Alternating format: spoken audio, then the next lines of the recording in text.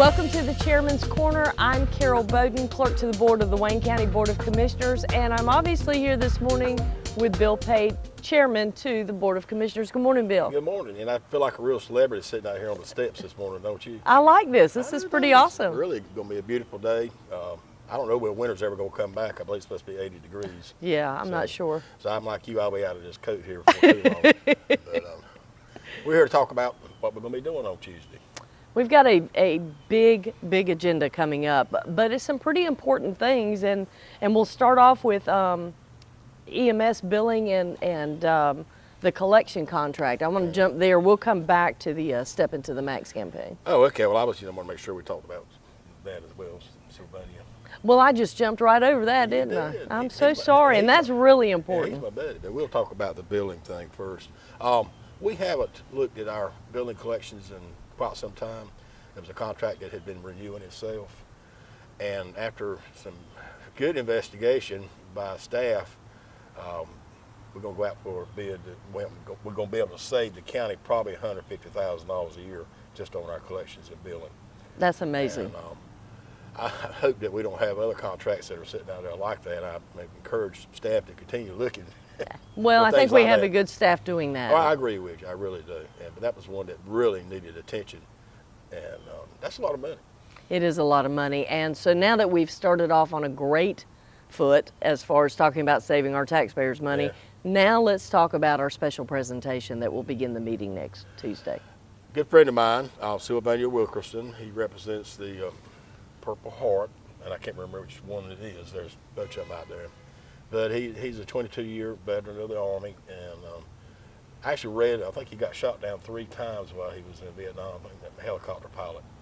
Wow. And he's a really special guy, and I'm sure some of the other folks will be there as well. And we're doing this right here at Veterans Day coming up very soon as well. But we have tried to engage, the county has tried to engage our local veterans population a great deal in the last few years. And they really appreciate it, and that's why he's coming over to bring us a resolution, and I guess that's what we would call it, their thanks and appreciation for what we do for the Purple Heart, especially the Purple Heart banquet.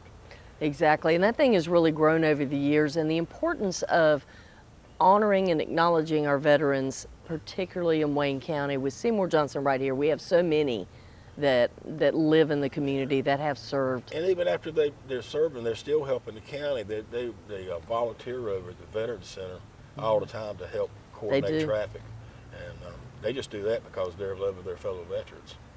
And I think that's great. I do too. And you know, this year, importantly, the next Purple Heart banquet will be at the Maxwell Center. The Maxwell Center, that's going to be special. As a matter of fact, I'm going to be joining Bill Graham on Friday, going out with some other of those folks to meet with James so they can tour the facilities. Now that's it's great. Getting very close today, so we're going to be doing that on Friday. They'll really enjoy that. Anyway.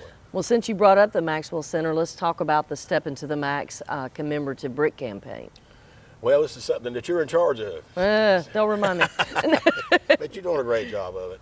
Our courtyard in the back, and I wish I had a map so I could really show you, is pretty large back there. It is. And we have the idea of, and you see it in a lot of other places. I think you talked about, where was it? The World of Golf. World of Golf, where they had them down there.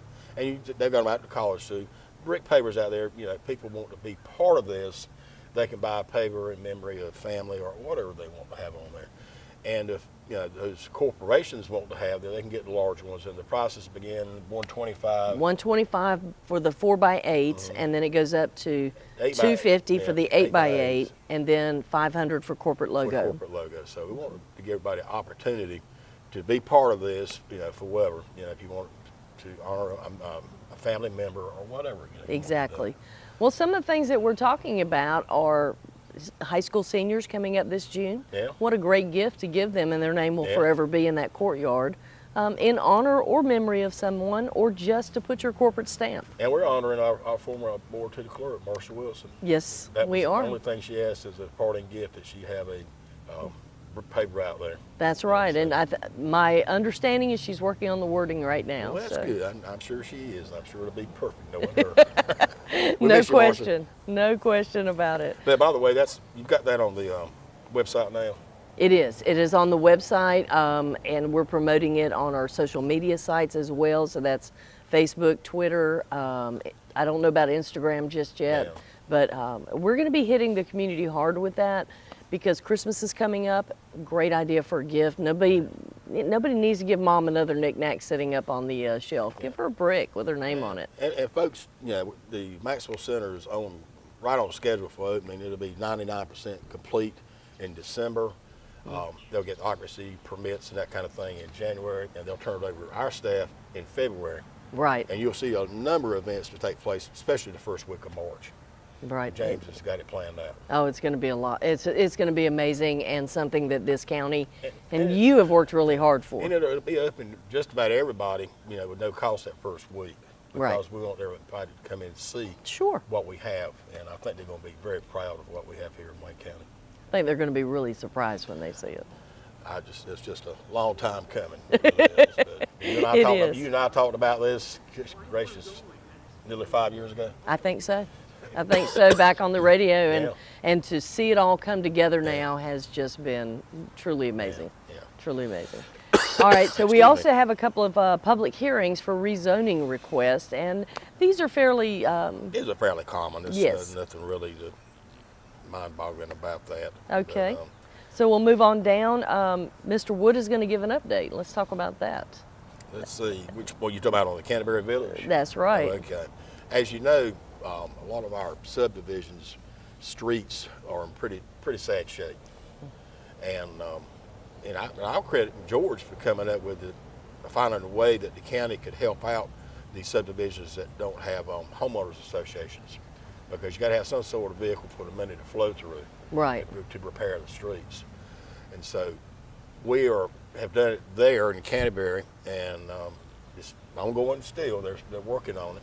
We're running into a few problems out there, water lines and trees in the ditch and that kind of thing. But it is still progressive. Yeah. But you know, the county will act as to pass through, and the folks out there will actually end up paying for it themselves. But what was it, 75% had to vote for it? 75% of that subdivision had to have signed off on it, and that meant husband and wife. Right. Now this is the first one that we've done, and we were trying to go slow, because we didn't know what kind of problems we may run into. And this is a major undertaking. You're talking about them going in and doing everything perfectly right so the DOT can now maintain those. You got water lines, you got cable lines, I don't know what else is in there. Well, you have natural gas in some areas. You have. And some of these things are, 20, 25 years old, so not everybody yeah. knows exactly where everything is. So, Exactly. So you have to be very careful. So George will be giving an update on that. Yes. And then we've just got some general business, as I call it, that might have to do with applications from the tax office for exclusions, things like that. This is something we do, and we've looked at all of them. They're all in order. I don't think there's going to be any issues with that whatsoever. No. And then Ms. Spate, our finance director, will go over the budget amendments. That's always a fun time. It's always fun. It's always long. We pick on her a lot about it, but she keeps it straight. She does a great job. She really does. All right, and then we do have some surplus property that went to bid on I guess it's GovDeals type site or something, and Noel Woods, our purchasing manager, handles those, and we've actually done well on getting some of those. And this one happens to be in the town of Fremont, so we jointly own it with Fremont, so what we do is end up splitting the profits if there are any. Right. And so we do it routinely with Goldsboro, we've done it with Mount Olive and Pikeville and Fremont, so that's something that we do on a regular basis. And it gets the property back on the tax books, which depends on who owns it, whether you like that or not. But as a citizen, it helps bring revenue into the county. It does. Rather than just sitting there doing nothing. All right, let's jump down to number 9 here, which is we're going to establish another public hearing. This will come on November 21st. This is something that we're working with the city of Goldsboro, the Economic Development, Historical Preservation, and Urban Redevelopment Agreement between the city of Goldsboro and the county of Wayne. They have approached us to try to help them with a couple of projects downtown, and it involves, forgiving some tax that you would normally get. But currently on those two properties, we're not getting anything on them. So with them, and the county's not putting any money into this. They're working with a developer who will come in with historical preservation tax breaks he gets, and then the possible tax breaks that the county would give to remodel a couple pretty large buildings in the downtown area, which would bring top of the line apartments and that kind of thing, and help revitalize the downtown. It's just another step. And as time goes by, we begin to recoup our tax dollars, and it's a win-win for everybody. I was going to say, it's a win across the page, because you're getting nothing now. You're going to take some buildings that could fall into disrepair if they were left much longer. They're going to be renovated. You're going to bring people downtown. You're going to bring tax dollars in, income in. There is one little thing that worries me. I don't know if you caught it in the news. The Senate, I ain't talking about North Carolina, I'm talking about in Washington, up in D.C. Okay. That this historical preservation tax is not in that budget. So that's a little bit of a problem. That could have a big impact on whether this happens or not. So, I know. And I know there are a lot of folks here locally who have been contacting their Congress people and saying, this is important not only to Goldsboro, but all other small towns we have historical areas. So, well, that does bother me, but I keep an eye on and that. rightfully so, because we see things just down the street here. There's a beautiful older home that's being renovated, and that's through the preservation process. So we hope that the efforts by many will. Well, you know, I was at Hilton Head, my brief vacation I had. Brief. But we had an opportunity to go see a lot of the older homes, and we got a lot of them like that here in Goldsboro too. And theirs have been redone. They're absolutely beautiful, and that's what we were trying to do. Just if you leave that stuff sitting there, it'll just rot away, and it just is eyesore. Right. And you don't receive any tax revenue out of it. So anyway. Moving on. Most definitely. Got some work being approved for the Wayne Executive Jetport, and this is somewhat business as usual, but people don't realize that there are some major works going on. It's an ongoing process, and unfortunately, anytime you deal with the federal government, it takes a long time to get things done. But the vision out there, and I'm not on that particular board, so I get this from listening in our meetings, is that we're trying to set up some more corporate hangars because there's a big need. And this is part of that process of doing that, and you got to have the pads out there, and it's got to go through a long planning process. And those monies that we do spend out there is a 90-10 match, so we only take 10% of it. Right. But we end up receiving revenue out of it. And currently, and this doesn't happen very often in a small municipal airport, or county airport in this case, that it's paying for itself now. We're not bleeding off any money in it like we used to. It's paying for itself. Did you hear that? It's paying for itself. Yeah, I think that's great, and they're doing a great job out there. Greg Rule, got to give him major props on that one. We got to take care of some more position classification pay plan, which Geraldine Lee, our HR director, has been working on since we took a look at it and knew it was really out of whack. Right. So she and Ginger Moore have done a great job of bringing that to us and getting things back where they should be. So that's what this is about. And the great thing about that is it brings stability to the employees that we have. They stay, and so you don't have any turnover or as much turnover, which is costly to a county. Oh yeah. So you want to keep the employees that you have. Training people is the most expensive part of personnel costs. It really is. You know that. I know that. I spent 33 years saying that to many people. All right, and then this is very, very important. We're going to get this across. The SHIP coordinator, Selena Beeman, from the Services on Aging. She's actually a volunteer, I believe. Yeah. But she's going to come and do a presentation about Medicare D open enrollment. Yeah. So. And I'm going to be listening very closely because I'm almost there. Oh, okay. I find that hard to believe, but actually our county manager said that he just went down and utilized the services there. He said she was great, so I'll be listening very closely to her. And probably in a couple more years I'll be over there really listening to her because I'll be right at the peak of getting it myself, and so I'll need to know what to do. And I will say this to anyone listening, or watching rather, that Paula Edwards said that they have saved Wayne County citizens in the hundreds of thousands of dollars by teaching them to look for the better plan. This involves prescriptions and various things. So take advantage of it. It's a free service and it's there. Yeah, absolutely. I look forward to hearing it. Next, after that, we got Victor Hennett coming over. He's from the North Carolina Commerce Regional Former Offender Director. Yes. And associates with Pastor Alexander. I don't know him. I met this other fellow before. Interesting enough, most of you probably don't know, but I did this job for 2 years in my previous. I did not know that. I had 12 counties, 8 prison camps, and I put people to work who were both on work release and probation and parole people. Okay, so you can appreciate this. I know exactly what he's doing. He's got a tough job. Most people don't realize that these people are a big part of our population. I'm talking about people who have felonies and even misdemeanors and that kind of thing. They're there, and they need to work, because if they don't work, they repeat the same mistakes, and they go back in to jail, whether it be the county jail or state prison. And it costs us a lot of money. It does. And, because we had to build a new jail just to accommodate the number of inmates that we have here in Wayne County. And we were bleeding off $1 million a year before then, sending them elsewhere. So it's important that we find some way to help these people go back to work and keep them out of trouble and be a productive citizen. So I look forward to his presentation.